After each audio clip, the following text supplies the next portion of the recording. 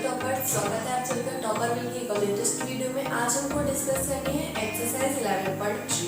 11.3 को आज हम डिस्कस कर रहे होंगे, जो कि बहुत ज्यादा इंपॉर्टेंट एक्सरसाइज है एग्जाम के पॉइंट ऑफ व्यू से। ठीक है, तो चलिए स्टार्ट करते हैं। Question number 1। क्वेश्चन नंबर 1 पढ़िए क्या कह रहा है। क्वेश्चन नंबर 1 कह रहा है कि निम्नलिखित प्रश्नों में से प्रत्येक में समतल के अभिलंब की, समतल का अभिलंब। अब आपने थ्योरी तो पढ़ी ही होगी। थ्योरी में क्या बताया गया था कि जो समतल है, समतल इसमें क्या होता है, 3D प्लेन होता है। इसमें क्या होता है, एक 3D प्लेन होता है x y z फॉर्म में, x y z। इसमें एक समतल कोई भी रखा होता है। समतल के अभिलंब, समतल का जो अभिलंब होता है उसे किससे रिप्रेजेंट करते हैं, m से। इससे रिप्रेजेंट करते हैं n से या n से। ठीक है, उसकी दिक् कोसाइन और मूल बिंदु से दूरी हमको बतानी है, जिसमें कि फर्स्ट उसने हमें दिया है, क्या क्वेश्चन दिया है, z is equals to 2, z is equals to 2। ये हमारे पास फर्स्ट क्वेश्चन है, z is equals to 2। अब हमें सबसे पहले क्या कर रहे हैं, इसे ब्रेक डाउन करना है x y z की फॉर्म में। अब यहाँ पे x नहीं है हमारे पास, y नहीं है, तो सिंपली हम कह सकते हैं कि x और y क्या हो रहे होंगे, x और y की जिससे मल्टीप्लाई होगी वो क्या होगा, 0 होगा।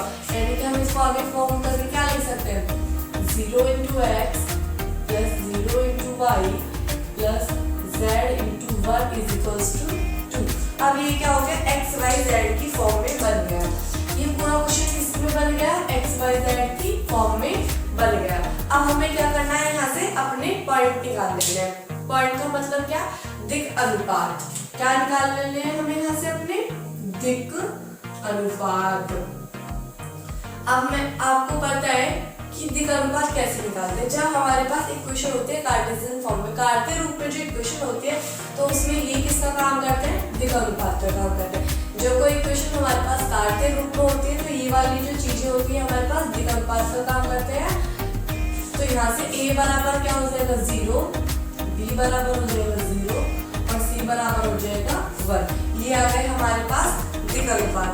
अब हमें क्या करना है, क्या निकालना था क्वेश्चन में, दिक् कोसाइन। क्या निकालनी थी, दिक् कोसाइन। दिक् कोसाइन क्या होती है, आपको पता होना चाहिए दिक् कोसाइन क्या होती है, x y z। जैसे इनसे कोई एक रेखा जा रही है, तो ये इसके साथ में अल्फा बीटा, x एक्सिस के साथ में अल्फा, y एक्सिस के साथ में बीटा, z एक्सिस के साथ में गामा। ऐसे करके एंगल बनाते हैं। कोई भी एक लाइन जाती है, 3D प्लेन से कोई भी एक लाइन जाएगी, तो तीनों के साथ में एक एंगल बनाएंगे, अल्फा बीटा गामा। अब इनके जो कोसाइन होते हैं उन्हें बोलते हैं हम दिक् कोसाइन। क्या बोलते हैं, दिक् कोसाइन। दिक् कोसाइन को बोलते हैं हम L M N। ये बोलते हैं हम सिंपली L M N। अगर 11.2 तक आपने कर लिया है तो आपको पता होगा कि ये क्या होती है, हमारी दिक् कोसाइन होती है। अब दिक् कोसाइन होती क्या है, दिक् कोसाइन होती है L is equals to A upon root A plus B plus C का होल, ये वाली चीज। ये क्या होती है, L होती है। M में B अपॉन होता है, M में क्या होता है, B अपॉन सेम दिस, और N C upon same this. ठीक है, ये आपको याद रखनी है। क्या है हमारी दिक् कोसाइन। जब हम यहाँ से निकालेंगे L, तो हम जब यहाँ से L निकाल लेंगे तो क्या हो जाएगा, A यानी कि 0 अपॉन 0 प्लस 0 प्लस 1 यानी कि 0 अपॉन रूट 1 यानी कि 0 अपॉन 1 इज इक्वल्स टू 0। तो L क्या आ गई आपकी, 0। यहाँ से M निकालेंगे तो M क्या हो जाएगा, M के लिए B अपॉन B कितना है आपका, 0। तो 0 अपॉन नीचे तो सेम रहने वाला है, रूट 1 यानी 0 अपॉन 1 इज इक्वल्स टू 0। तो M आपका क्या आ गया, 0। अब N निकालना है, तो N के लिए C अपॉन C कितना है, 1 अपॉन रूट 1 यानी कि 1 अपॉन 1 इज इक्वल्स टू 1। तो यहाँ से आपकी L M N क्या आ रही है, 0 0 1। अब ये वाली जो इक्वेशन है, अगर हम इसे किसकी फॉर्म में लिख पा रहे हैं, इसे हम लिख पा रहे हैं LX plus MY plus NZ is equals to D की फॉर्म में अगर लिख पा रहे हैं, तब हम चेक करेंगे, तब हम निकालेंगे यहाँ से LMN और D, और यहाँ से क्या निकालेंगे, D। ठीक है, तो L क्या है, 0। ठीक है, M क्या है, 0, N क्या है आपकी 1, N क्या आई थी आपकी 1, तो यहाँ पे 1 है इज इक्वल्स टू D। तो यहाँ से हम बोल सकते हैं D बराबर कितना होगा, 2। D बराबर कितना होगा 2 और LMN क्या होंगी 0 0 1। तो हमें सबसे पहले क्या करना है, अभिलंब निकालना है। ये हमारा कार्टेशियन फॉर्म है, यानी कि कार्तीय रूप है। कार्तीय रूप से सबसे पहले हम दिक् अनुपात निकालेंगे। अगर हमें दिक् अनुपात पता होंगे तो हमें क्या निकालना है, दिक् कोसाइन। दिक् कोसाइन हम जब निकाल पाएंगे जब हमें दिक् अनुपात पता होगा। दिक् अनुपात पता लगाने के बाद हमें क्या निकालना है, दिक् कोसाइन।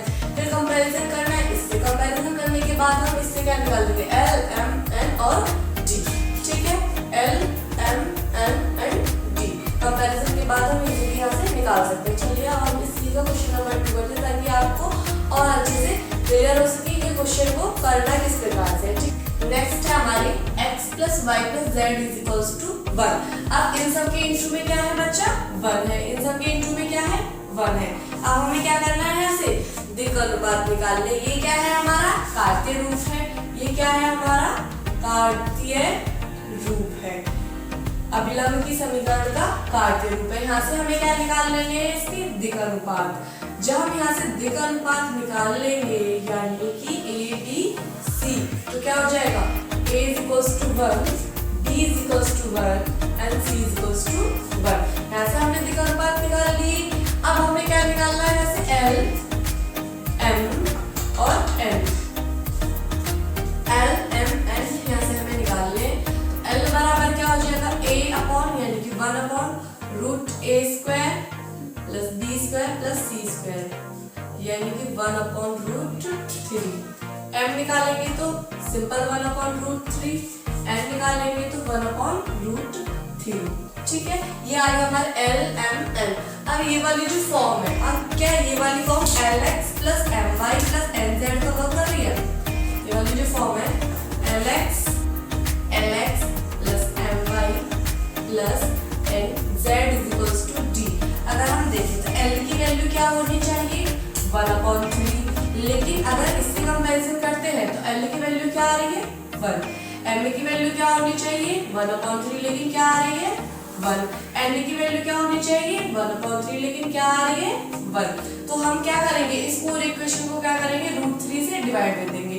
तो इक्वेशन को √3 से भाग देने पर जब इस इक्वेशन को √3 से भाग दे देंगे तो क्या हो जाएगा, 1/√3 × x + 1/√3 × y + 1/√3 × z = 1/√3, क्योंकि पूरे इक्वेशन को डिवाइड देंगे। अब यहाँ से इस वाली का कंपैरिजन करें इस वाली इक्वेशन से, तो L सेटिस्फाई कर रहा है, y भी सेटिस्फाई कर रहा है, z भी सेटिस्फाई कर रहा है, लेकिन जो d है वो हमारा चेंज हो गया। ठीक है, d इसमें 1 था लेकिन हमें इनके हिसाब से लिखना है। तो L क्या हो जाएगा, 1/√3, M क्या हो जाएगा, 1/√3। फिर सारी इक्वेशन हमें इस वाली इक्वेशन से लिखनी है और N क्या हो जाएगा, सेम एज 1/√3। और यहाँ से d क्या आएगा आपको, 1/√3। आई होप कि आपको क्लियर हो गया होगा कि क्वेश्चन को किस प्रकार से करना है। सबसे पहले दिक् अनुपात निकाल लें। दिक् अनुपात निकालने के बाद L M N निकाल लें।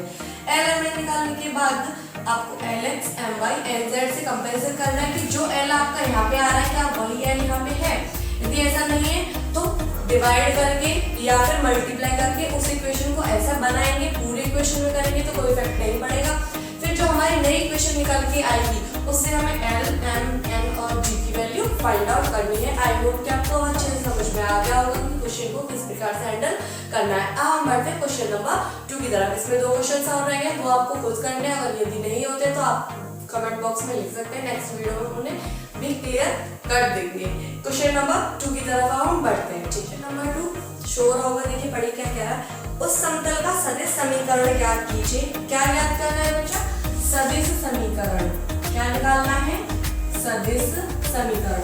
सदिश समीकरण की फॉर्म क्या होती है, सदिश समीकरण की फॉर्म होती है r vector * n cap = d। ये होती है आपकी सदिश समीकरण की फॉर्म, यानी कि इस फॉर्म में आपको आंसर निकालना है जो मूल बिंदु से 7 मात्रक दूरी पे हो। यानी कि यहाँ से हमें d बराबर कितना दे दिया, 7। d बराबर कितना दे दिया, 7। और सदिश क्या दे दिया, सदिश पर अभिलंब है और सदिश इतने पर अभिलंब है। अभिलंब है यानी कि n वेक्टर आपको दे दिया। क्या दे दिया, n vector 3i cap + 5j cap, 3i cap + 5 जे कैप माइनस 6 के कैप। ये आपको दे दिया n वेक्टर, क्योंकि ये क्या है, इतने पर अभिलंब है और अभिलंब सदिश किसकी फॉर्म में होता है, n वेक्टर की फॉर्म में होता है। अभिलंब सदिश किसकी फॉर्म में होता है, n वेक्टर की फॉर्म में होता है। तो n वेक्टर आपको यहाँ से दे दिया, d आपको दे दिया, r आपका तो ऐसे चित्र रहेगा ही। अब आपको निकालना क्या है, n कैप। अब यहाँ से क्या निकालना है आपको, इस फॉर्म के लिए क्या निकालना है आपको, n कैप। n कैप क्या होता है, n vector upon modulus of n vector. n vector तो सेम एज ये है, लेकिन ये वाली चीज क्या होती है, ये वाली चीज होती है इस पूरे का परिणाम। परिणाम परिणाम क्या होता है, परिणाम होता है उन सभी का स्क्वायर करके सम, उन सभी का स्क्वायर करके सम।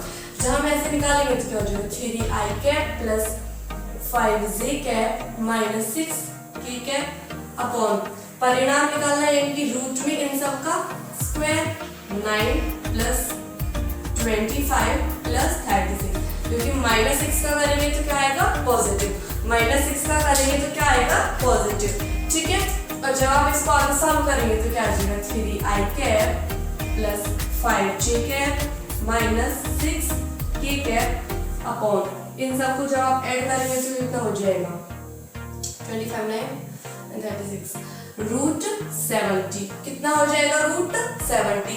n कैप आपका यहाँ से निकल गया रूट 70, n कैप निकल गया 3i cap plus 5j cap minus 6k cap upon root 70। अब आपके पास n कैप है, g भी है और r भी है, तो आप यहाँ से लिख सकते हैं कि जो सदिश समीकरण होगा, सदिश समीकरण क्या होगा, सदिश समीकरण होगा r vector into n cap. n cap की वैल्यू क्या है, 3i cap plus 5j cap minus 6k cap upon root 70 is equals to d। d कितना है आपका 7, और ये क्या हो जाएगा आपका सदिश समीकरण। ये क्या हो जाएगा आपका सदिश समीकरण, और ये क्या हो जाएगा आपका फाइनली आंसर हो जाएगा। यानी कि आपको क्या निकालना था, सदिश समीकरण। किसी भी अभिलंब का सदिश समीकरण क्या होता है, r vector into n cap equal to d। d क्या होती है, दूरी होती है, दूरी हमको दी हुई थी, अभिलंब का सदिश दिया था, वो क्या हो जाएगा 3i cap plus 5j cap minus 6k cap. लेकिन निकालना क्या था, n कैप। यानी कि n कैप निकालने के लिए हमने क्या करा, ये सिंपल फॉर्मूला होता है n कैप निकालने का। n कैप क्या होता है, n vector upon modulus of n vector. वो हमने निकाला, मॉडुलस का मतलब होता है परिणाम, हमने यहाँ से निकाल लिया और सिंपल वैल्यू पुट कर दिया। आई होप कि आपको क्वेश्चन बहुत अच्छे से समझ में आया। यदि वीडियो अच्छी लगी तो वीडियो को लाइक करें, कमेंट करें और शेयर करें। यदि और किसी एक्सरसाइज में आपको डाउट है तो प्लीज हमारे साथ शेयर करें, ताकि हम नेक्स्ट वीडियो में उसे कवर कर सके। Thank you so much.